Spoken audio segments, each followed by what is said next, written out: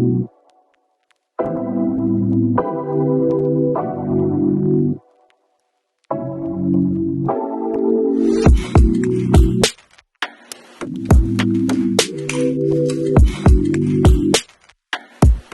up, everybody? It's your girl Nita, your favorite diva, and I'm back to discuss The Chi, Season 4, Episode 5. This is the mid-season episode, and it is titled The Spook Who Sat by the Door.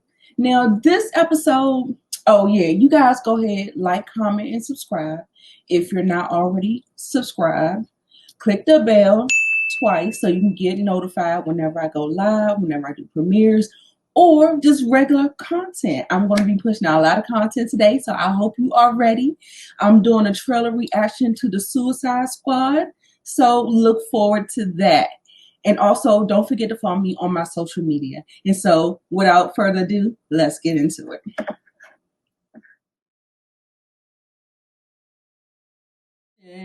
That Imani was not expecting.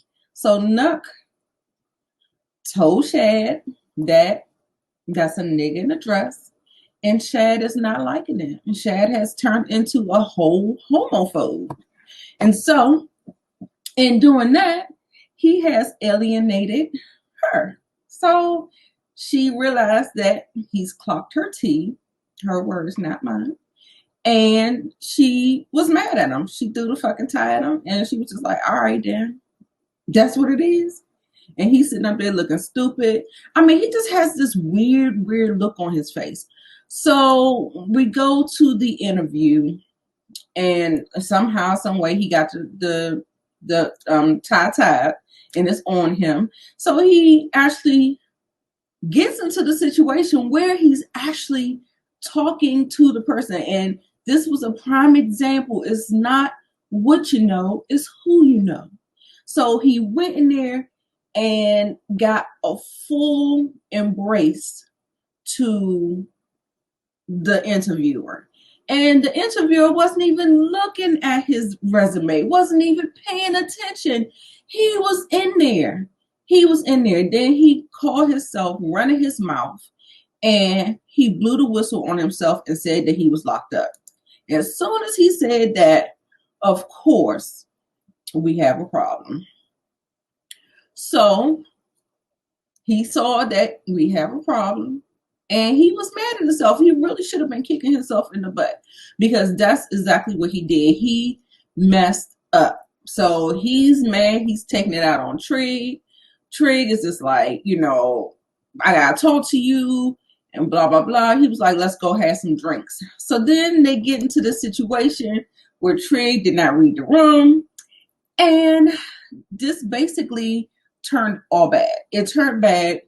He told him he already knew that he was having a bad day, that things weren't going well for him, but he decides at this point in time, because of course Imani is putting the press on Tree, that he gotta go. So he was like, you gonna like you like that thing more than me? And he was like, that's my woman. He said, that's a woman, that's my woman. So he basically took a stand, and he was like, niggas, you gay? And then so we just sitting there like, okay, so how is this going to play out? But he never did say anything. He never said anything. He never addressed it. And so, he was just like, fuck you, nigga. And basically what I was trying to explain on my panel, the panel that I was on last night, is that I feel like when people say live your truth and stuff like that, I just feel like that is just so, it's keyword for me that you want to, either bitch him out, or you want to say that you're better than him, or whatever the reason. It's like your intentions, what you're trying to do is play him like a soybean burger. Shout out to Bondi. But like, nigga, you were locked up. Like it's just like the whole the cycle of the insults is like wrapped in white supremacy. We do the same thing to each other, and you don't even realize it.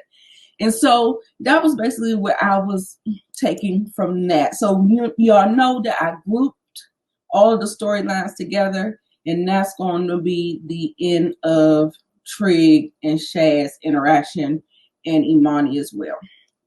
So we're moving on to Imani. Oh, I did say it was the end, didn't I? No, it's not the end. So Imani told Trig that he clocked her tea and she's not going to be disrespected in her own house. And so, period. That's all it was. And so, he had to do what he had to do. Now, I'm trying to figure out, did this come first or did this come second? Before, when I grouped the slides together, I'm wondering, did it come first or second? Well, you guys, I already talked about my real talk, and I will keep it at that so we can keep on moving forward. The next storyline that I'm going to touch on is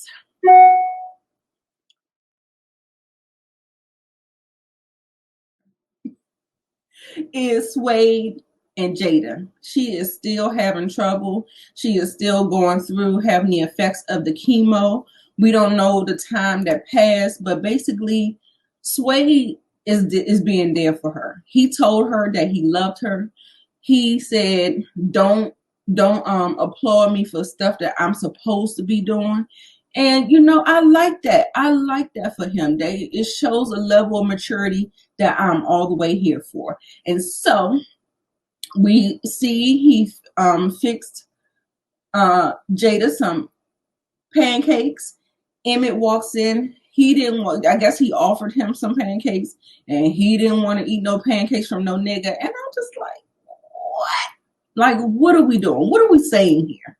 Like, it doesn't make any sense to me. It just does not make any sense to me. But anyway, I digress. I'm gonna leave that be. And Suede leaves out, gives his woman them pancakes, takes care of her, and then he's off. And Emmett comes in and say that he bought her a juicer and he wants to try to save her. And she was like, "It's not your job to save me." And then we had a funny moment with him. He said, "You can't go, Ma. Like, I haven't made you proud yet." She was just like, "I'm so proud of you. Yeah, I haven't bought you a house yet." It was just so touching. It was such a touching scene. But basically, at the end of the day, in order to soften the blow for him, she pretty much lied and said that she was gonna be okay, and it's early and they caught it. And I don't know how early it is, but I know they said it was aggressive. And so, some of the people on the panel were saying that, softening the blow for him is not going to do him any good. It's not going to, it's not going to do him any good, that he needs to know the truth so he can prepare himself, and all of that. And I can see that as well. But as a mother, I see the other side as well, trying to soften the blow. He's already taking it really, really hard. And, just to try to, ease the pain a little bit of the situation, that's what she chose to tell him.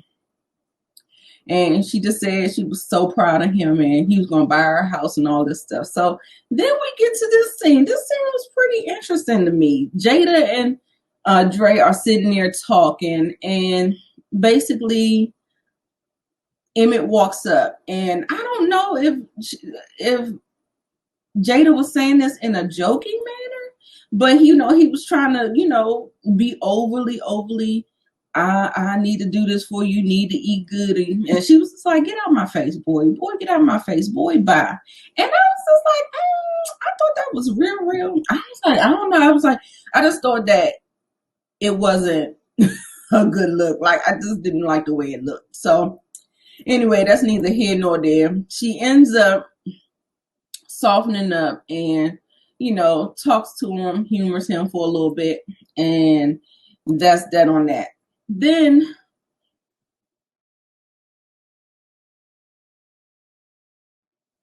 Nina is saying, "Well, since Emmett knows, please talk to my wife. Please talk to my wife." And I'm just sitting here like, okay, so why you can't talk to your wife? Like, okay, so we wanted Emmett to know. Emmett knows it's not for Jada.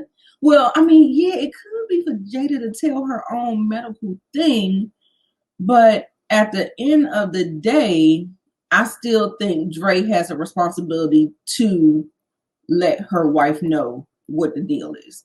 So, I just thought that was quite crazy.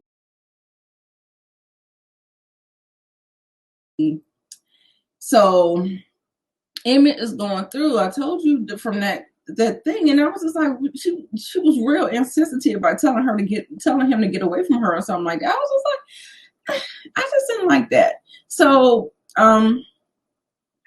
what's his name? Darnell comes over, and he sees that Emmett is distraught, and I was like, yeah, he is distraught.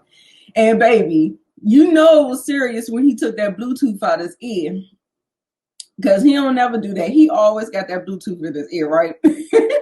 So Emmett tells him to get out. He runs upstairs. He locks himself in the bathroom. He's looking at himself. He's trying to get himself together. Because, men got this thing where you don't want to cry or express emotion or something like that. So, he was in there. Darnell was knocking on the door, telling him to come out. He ends up coming out and breaking down and telling his father that she's sick. He didn't say his mother was sick, but he did imply we were talking about his mother. He said, now you want to take care of me. Now you want to take care of her. Now you want to see how she's doing and all this stuff. And so yeah, that's that with that. So then we get back to the house. They're trying to get the house ready for Keisha because the Braxton Hicks is just the beginning of it, baby. So we know we getting close to the time. They don't want, because of the situation that happened in last week's episode where they wanted to induce the labor at the hospital without knowing any kind of medical history, without knowing anything. They said that too many Black women and Black babies die in the hands of the hospitals because they don't care about us. So they're doing this whole thing where we're going to get doulas and midwives, and we're going to have a home birth and a water birth. And I assume that this is something that Octavia and Keisha consented to, because of course it is their choice. And Dre is just helping to facilitate it. And so Nina was just over it. Like, I done had to go to every store around town, and I'm just over it. So next thing you know, Dre is late again because she's out there with Jada. So they get into it. Dre said she was at the gym, lying again. She was like, we supposed to go to the gym together. That was a New Year's resolution. Why are you the only one doing it? And so Dre pretty much kind of put some bass in her voice. I'm like, God damn, just leave me alone. Why we can't be cool? And then she's like, you won't stop talking to me like that. And then next thing you know, Dre pulled the card. Talk about, my bad, I'm sorry. I was just getting ready to jump in the shower. Do you want to join me? And that look on Nina's face, it looks like she wants to join her. So, wish we could have got that scene, but I digress. So they finish and they go into the bedroom, talking about it was so nice, that was fun. Then Dre hops her ass on the damn phone again. She is so hot. Like, I just don't understand, your whereabouts being questioned and all of these things, but you still have the nerve to still act like that. I just don't get it. I don't get it. It's just dramatic purposes. The story is contrived. It does not make any sense. And yeah, that's pretty much my real talk on that. Pretty much, I think it's gonna come to a head soon. So we'll see.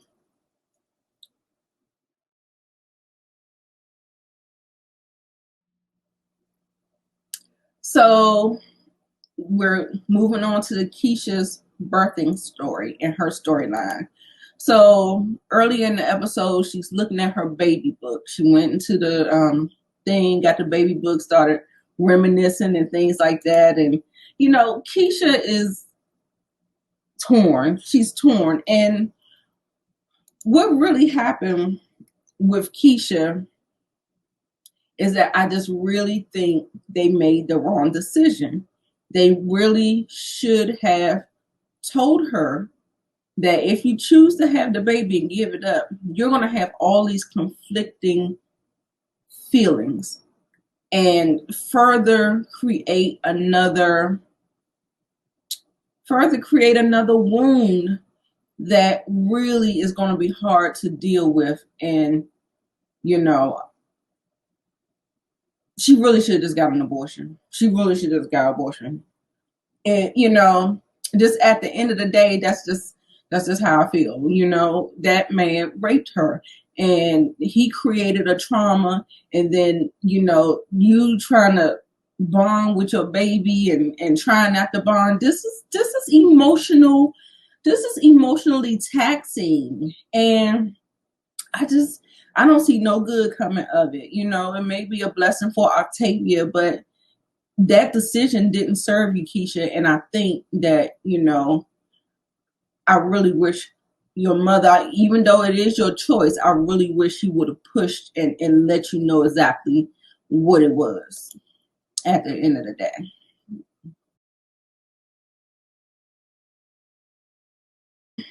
Okay, so we see this new guy. His name is Christopher. Okay, so this is a close up at him. His name is Christopher. He is working in a thrift store with her, and it looks like Keisha is training him. Now they have a little interaction. It looks like he's into her. He's giving little signs that he wanna take an escape with her and take a break with her. Like, you know, she said, just tell him that we don't have it. Whatever you see is what we have. And he said, well, why do I always see you say I'm gonna go in the back and see? She was like, because I want to take a breather. It's for me. It's a little escape for me. So I was like, I thought that was cute and everything. They have some this break again. They have a break because they're in the back looking for something, and they talk. And in this talk, she finds out that he knows what happened to her because, you know, he knows her from the news. And he was like, you know, he's really, really sorry that it happened to her. And he was like, I'm just so glad that you survived it. And, you know, she was like, me too. And I thought that was a cute interaction. And I think, you know, I didn't see any judgment. I think Keisha felt the energy, and we were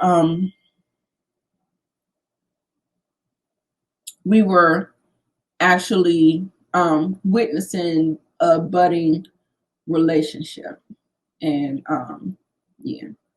So Keisha is definitely having contractions, but because she went to the hospital last time, they said it was Braxton Hicks. But I'm telling you, Braxton Hicks and the real contractions, they kind of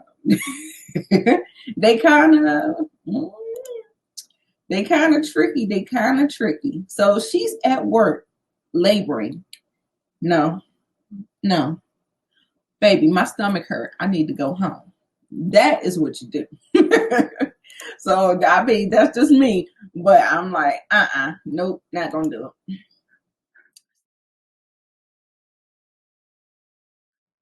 So pretty much she's laboring. She goes home. Her mom's trying to help her.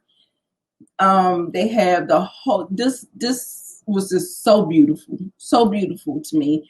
And they're helping her to get into the tub. She's talking about she can't do it, and Nina's like, you don't have no choice. Now this was an awkward scene to me. Like, Nina and Jada, they have like some kind of underlying tension. I don't think, well, I don't know. Jada probably has the same iffy feeling as well. But I think the time and the place, she wasn't able to address it. So having saying that, she was there to help Keisha because, Keisha kind of trusts her, and she, they just, they're just all close like that. So yeah. So, they're in there, they got their candles, child, they got the sage burning. Octavia in that joint she's laboring. They got all of the people, the doula, everybody's around her village, trying to help her do what she needs to do. And Keisha she acted her ass off in this episode. Look, she burning the sage. It's just like we're setting intentions, we're talking about a fully healed woman. Like we is with the spiritual journey up in here. So everybody comes. Nina is freaking out, talking about we need to go to a hospital. The midwife says, come over here, baby. Come sit right here with me. She's going to be okay. Okay? She's going to be okay. So finally, Keisha gives birth. It was such a nice scene. They did it right because it's something about being on your back. It does not feel like the right way to have a baby, push a baby out. You really should be standing up on your feet and let gravity help, pull the baby out.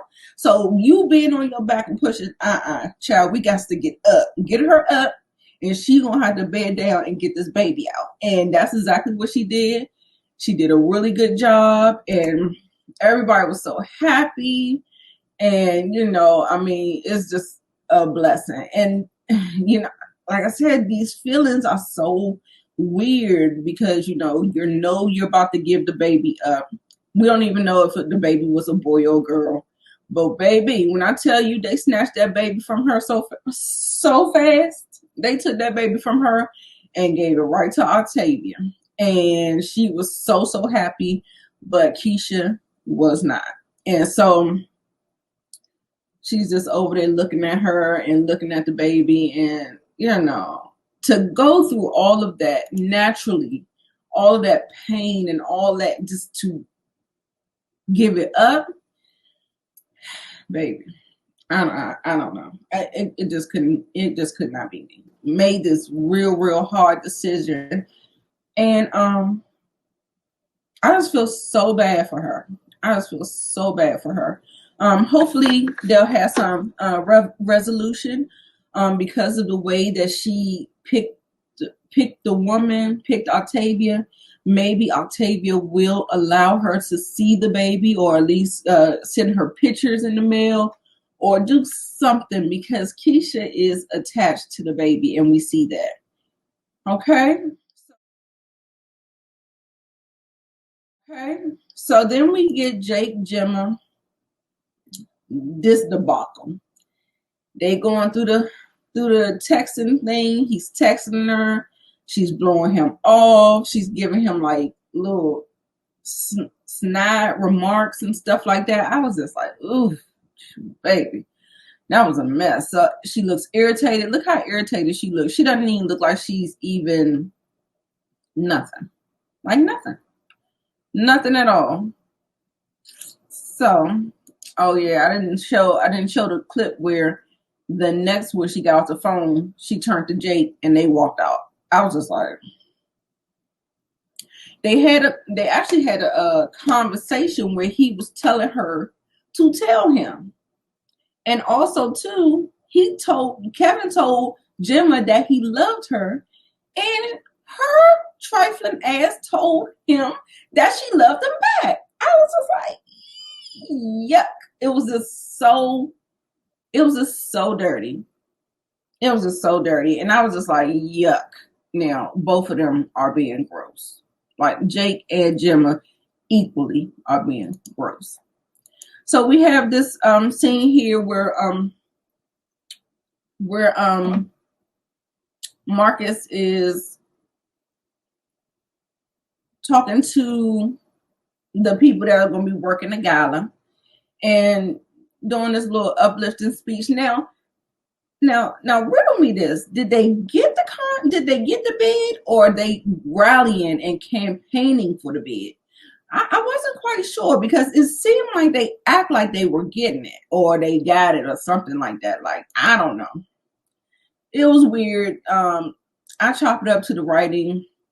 The writing is just like not cool. Oh, here's the clip. Here's the clip of Jake confronting her, telling her that she needs to go ahead and tell Kevin. Now, I'm not liking it. I'm not liking it. I'm just not liking it. I'm not here for the storyline. I know stuff like this happens all the time. I guess.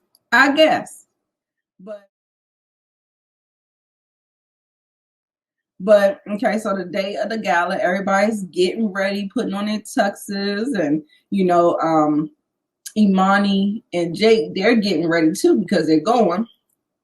They had a cute little exchange. She was like, "You look handsome." He's like, "I try," and he told her she looked good as well. And what I can appreciate about Jake and Imani is that I don't see that judgment that but I wonder, does he really know?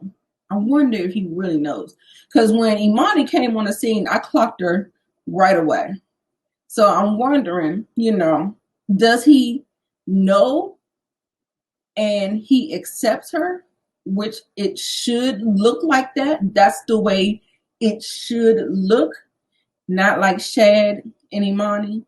No, it should look like Jake. It should look like Tree. That's the way it should look like. But So DOUDA look like he on top of the world, right?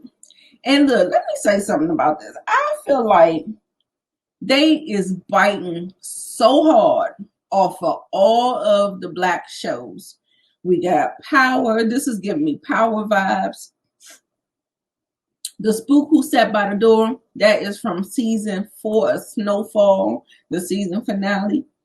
I mean, then they had that baby boy scene, with Emmett and his mom and stuff like that. I was just like, why are they it's not original, it's not. And then it's like they're trying to create these type of things, but the characters aren't even acting like themselves. I feel like they are betraying the people that they're becoming. Like, you're regressing their story arcs. Like, they're not moving forward. Like, especially Emmett, he's not maturing, he's not moving forward, he's like a little bit regressing. I'm like, why are y'all undoing all of the work that he already did just for the sake of drama? So yeah, I mean, it's just like, I wish they could just do better. But anyway, that's neither here nor there. Don't Imani look good? She looks cute. So they walk up into the gala looking good, feeling good. And we have the brand ambassadors, the children that are going to be there trying to encourage the donors and the people at the charity. And DOUDA came and said, what did he say? He was like, don't try to eat all the food. I think Gemma looks really, really pretty. She had a really cute dress. Her hairstyle was popping. I like that little child. I'm good for some bling.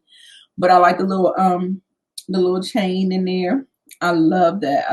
And yeah, so they were all in there. He was like, just don't eat all the food. He was like, no. Go ahead, eat all the food. Go ahead, eat all the food. I was like, oh my God, he's a fool. So, okay, so I got a lot to say about it. It's at the point where Gemma don't even give two shits about Kevin. And it kind of serves him right a little bit, because he was being really nasty to her a couple of times. And if you want to act like that, then sometimes you got to deal with the consequences of that. And that looks a little like I've lost interest and I'm looking at someone else. And I felt like he felt it. He saw her looking at Jake Jake over there talking to a little girl, trying to make her jealous. And at one point, she just walks away from Kevin and walks over to Jake like Jake is her man, and Kevin's not. Like I was just like, it was giving me so gross. I was like, oh my god, just gross. So she was like this. He was like, I know. She said, I know exactly what you're doing. You're trying to make me jealous. He said, is it working? And she said, hell yeah, asshole. And he walked away smiling. I said, girl, what are you doing? See, that's why that dusty logic. You just proving the point, girl. If you don't turn around and go somewhere and be talking to somebody else, I would. Anyway, we got DOUDA and Rose dancing, and she's pretty much telling him that she wants a solidified spot in his administration. Now, I'm not quite sure what he got against Rosalind. I would think that would be for his benefit, but at the end of the day, I don't know, he just has like a weird thing with her. Like I don't understand the vibe. You know, I already thought she was operating in that capacity, but I was like, girl, you ain't got no job. Child. All right. And he was just like, no. He pretty much just like flat out said no. I was like, well, good God. So next thing you know, they leave.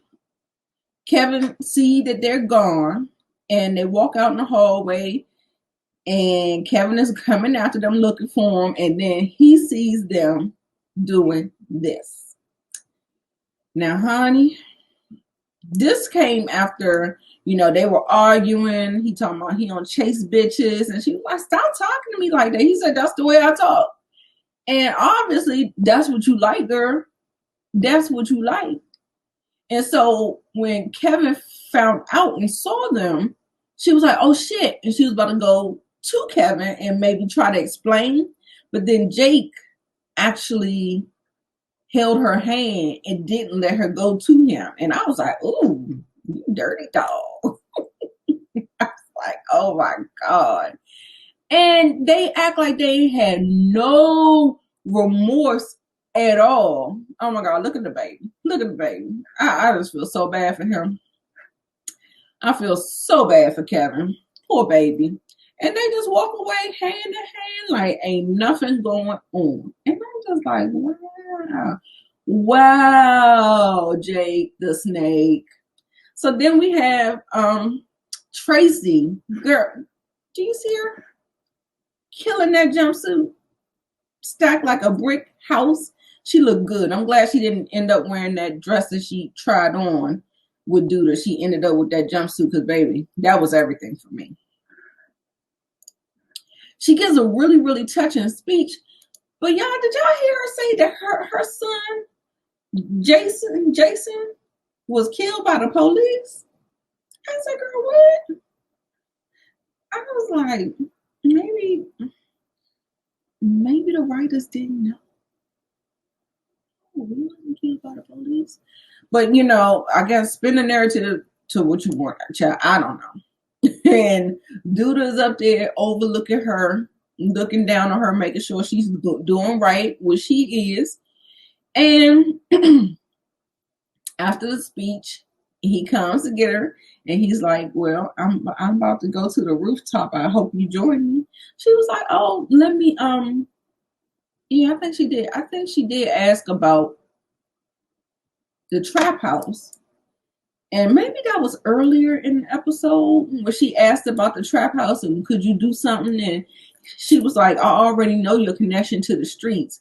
And he basically told her that she can get the fuck on. If you couldn't accept my past, then you can just get the fuck on. I said,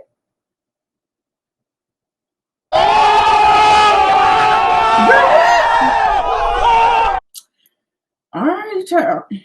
All right. So we're going to the rooftop to do what exactly? After you tell me to get the fuck on. Oh, okay. So I wonder if she was stalling for time or something like that. And so Imani comes up there to her right after DOUDA leaves and was like, well, I was hoping that you said something about the trap house. And I'm like, how does that actually equate? How do you get that into a speech where you're trying to campaign for the Olympics? Like, I don't know exactly what that was about, but I just thought it was odd. But like I said, she had already addressed it. And DOUDA said, get the fuck on. And that's that on that. So anyway, so they're having this exchange, and Jake walks in and say, can we go now? And she was like, yeah, let's get the fuck out of here. So apparently Imani might have left, but for some reason I don't think so, because my theory is that it's Imani. I don't know why I think it's Imani. I think it was Imani. I'm not quite sure, but I just really think it's Imani, because, and then also too, it could have been Rose, because Rose was up there, like, and if you saw the trailer for next week, she was there reacting to it like, oh my God. And of course she could have been, because she was not supposed to go to the rooftop. He didn't tell her that he was going to be on the rooftop. So Tracy was the only person that knew that he was going to the rooftop. So I'm like, it just got me thinking, got me wondering. Tracy, Imani, and Rose.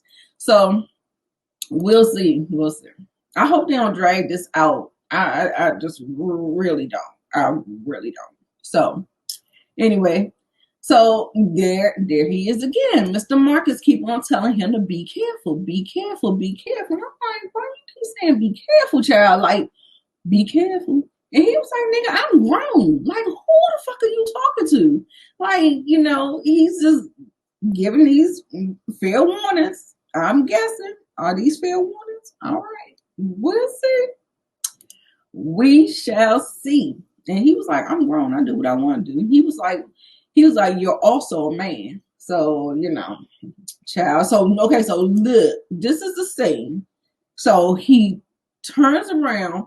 He has a look of familiarity. Then also like a little smile. Then we actually see the shooter. And with that, it came from a different direction. So there were two people on the rooftop, because you can see now he's slightly turned this way, and that looked like it came out of left field. And I don't think he knew or what was going on with that. Like, he just didn't know. So yeah. So also too, that's the gunshot wound. But I want you to know that when they were panning, they did a close up on his hand, like the ring finger, like his marry finger. And the song says he got the whole world in his hand. So that makes me think it might have been Rose. That's what that makes me think. And so that was the episode, you guys. What did you think? What did you think about the episode? Like I said, not my favorite. I just watched the shot just to be watching the shot at this point, because I'm kind of invested, but at the same time, like I said, they do a lot of betraying their characters for the sake of storyline, and it doesn't really make a lot of sense. So at the end of the day, you let me know, who do you think shot DOUDA?